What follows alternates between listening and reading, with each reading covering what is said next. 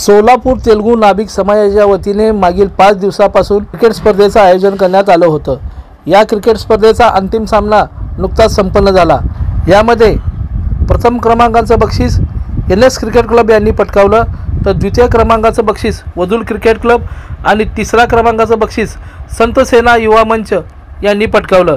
या स्पर्धेचा पारितोषिक वितरण समारंभ माजी नगरसेवक नागेश वल्याळ, किशोर शेटे, मल्लिकार्जुन चौधरी, हिंदूराव गोरे, चंद्रमौलू तमनूर, भास्कर तमनूर, श्रीनिवास रासकोंडा यांच्या हस्ते करण्यात आला।